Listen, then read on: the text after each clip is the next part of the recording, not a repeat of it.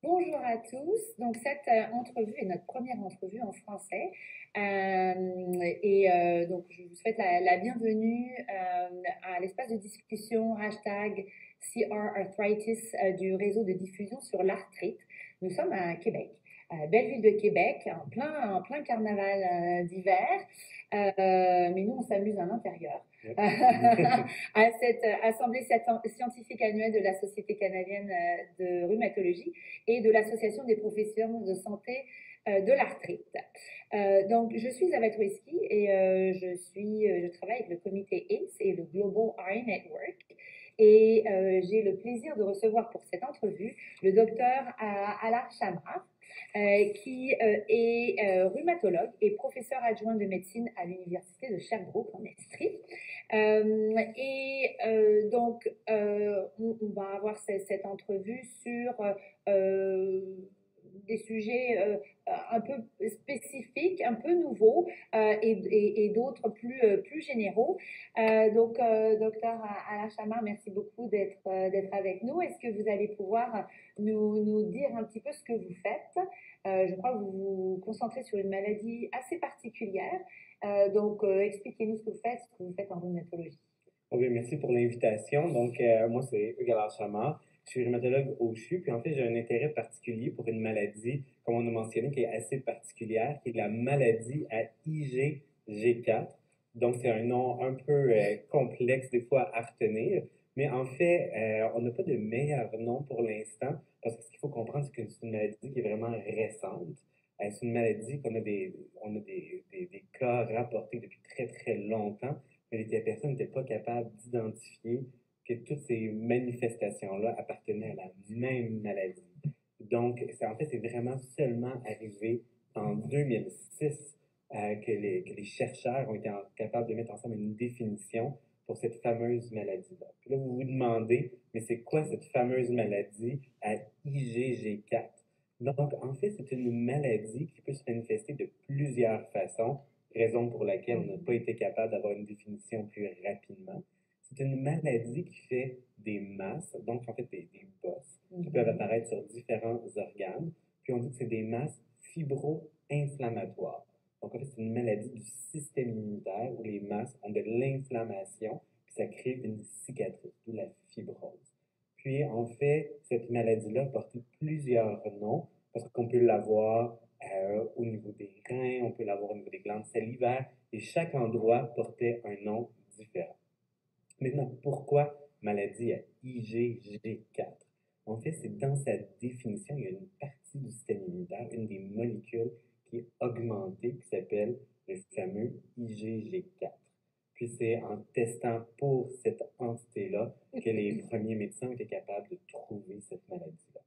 Donc, mon intérêt, à moi plus précisément, c'est de bien comprendre cette maladie-là. Puis, une des choses, en fait, c'est d'avoir des bons critères pour la diagnostiquer. Parce que c'est pas parce qu'on a été capable une fois de se mettre d'accord que les critères sont parfaits. Puis, l'autre chose, c'est une nouvelle maladie. Il faut leur trouver des traitements qui sont efficaces et qui sont viables à long terme. Donc, il y a beaucoup de recherches sur cette maladie-là. Donc, c'est pour ça que je m'y intéresse. D'accord, c'est tout neuf. En effet, un champ exploratoire assez incroyable. Alors justement, je crois que demain, vous participez à un atelier. En anglais, c'est Update on IgG4 Related Disease Treatment and Pathophysiology. Donc, mise à jour sur les traitements de traitement et la physiopathologie de la maladie à IgG4. Dans cet atelier, il y a plusieurs questions qui vont être abordées, j'imagine. Qu'est-ce que les patients devraient retenir de ce qui va être dit demain? Donc, je pense qu'il y a deux choses, je pense qu'on va essayer de mettre l'emphase. Donc, comme je vous mentionnais, c'est une maladie qui est très récente, avec des critères imparfaits. Dans les cliniques de maladies IgG4, donc il y a des endroits où les médecins envoient leurs patients qui suspectent une maladie à IgG4, donc c'est pas tout le monde qui en a vu beaucoup dans sa vie. Donc, il y a des cliniques un peu plus spécialisées. Ce qu'il faut savoir, c'est qu'on a 60% des personnes envoyées qui ont autre chose. OK? Donc, beaucoup d'appelés, peu d'élus. Donc, je pense qu'une des choses qui est importante, c'est de bien comprendre comprendre qu'il y a plein d'autres choses qui peuvent ressembler beaucoup. Je pense que c'est important pour les patients de comprendre cette chose-là. Puis la deuxième chose, je pense que les patients vont pouvoir apprendre un peu, c'est explorer où on en est par rapport au traitement. C'est comme je vous ai mentionné, il faut d'abord définir la maladie pour après ça essayer des molécules, essayer de traiter les patients. On a des choses qu'on fait, mais on s'aperçoit qu'il y a des choses qu'on pourrait faire de mieux, puis des études cliniques. Donc, les personnes qui répondent pas au traitement, qui ont des rechutes, bien, rouvrir les yeux sur le fait qu'il y a beaucoup de recherches actives dans cette maladie-là. C'est pas comme certaines maladies, disons, où on a plus d'expérience, où on est beaucoup plus défini dans la stratégie optimale. Pour cette maladie-là, on est après encore ajusté. Et donc, est-ce qu'il existe des traitements? Est-ce que c'est un médecin? Est-ce que c'est une équipe médicale? Donc, habituellement, c'est des maladies qui sont traitées soit par les rhumatologues ou à l'occasion par les internistes. Seulement par la nature de la présentation, des fois, c'est les internistes qui vont voir ces patients-là et on a des traitements. Sans rentrer dans les détails pointus, le premier traitement qu'on donne, c'est la cortisone. Okay? Mais ce qu'il faut savoir, c'est que la cortisone, ça fonctionne bien, mais à long terme, ça a des effets secondaires qui sont pour la majorité des patients inacceptables. Donc, on essaie de trouver des médicaments pour remplacer la cortisone, mais c'est plus facile à dire qu'à faire. Donc, il y a beaucoup de recherches pour essayer de trouver une autre thérapie qui remplacerait. D'accord. Et donc, j'ai une petite question par rapport à ces patients donc, qui viennent dans ces cliniques et finalement qui en ressortent parce que c'était pas cette maladie-là. J'imagine que ils ne doivent pas être soulagés non plus finalement qu'on n'ait pas trouvé. Mais en fait, ça dépend. Donc, bon, c'est sûr que si on se fait dire que c'est une maladie GG4, des fois, bon, il faut être prêt à prendre que ça tourne de direction. Mais la majorité du temps, on finit par être capable de trouver c'est quoi la maladie. Puis quand on est capable de trouver c'est quoi la maladie, bien, à ce moment-là, on peut donner des traitements appropriés. Donc, en général, je dirais qu'il y a une fin positive aux choses avec une maladie identifiée, un traitement qui est proposé. Mais des fois, c'est pas la maladie GG4 à la fin de la journée. Et donc, pour l'instant, est-ce qu'on a une idée de la prévalence de cette Donc, en fait, on a des meilleures idées dans les populations asiatiques, au Japon particulièrement, parce que les pionniers dans la recherche sur cette maladie-là étaient des Japonais. Puis après ça, c'est venu en Amérique, puis la maladie est partout, mais on n'a pas de bonnes données sur la prévalence. C'est probablement un petit peu plus rare que certaines maladies, comme le lupus érythémateux disséminé, qui est une des maladies rhumatologiques qu'on rencontre assez régulièrement dans nos cliniques. Mais on n'a pas encore les chiffres dans la population canadienne. On ne sait pas. D'accord, très bien. Bon, un jour, on saura. Donc là, le thème de l'Assemblée scientifique cette année, c'est reconnecter, renouveler, réimaginer. Donc dans ce cadre-là, j'aimerais connaître votre opinion sur comment est-ce que justement les patients, les professionnels de la santé, les systèmes de santé peuvent s'unir, travailler ensemble pour améliorer le parcours du patient avec sa maladie. Mais je pense qu'il y a plusieurs choses dans être bien connecté puis réimaginer les choses. Je pense que je commencerai par ça pour dire que ces maladies qui sont un petit peu plus rares, ça prend beaucoup de connexion entre les médecins pour être capable que les personnes aient une épopée diagnostique soit le plus court possible, qu'ils soient envoyés à la bonne endroit pour qu'ils soient pris en charge.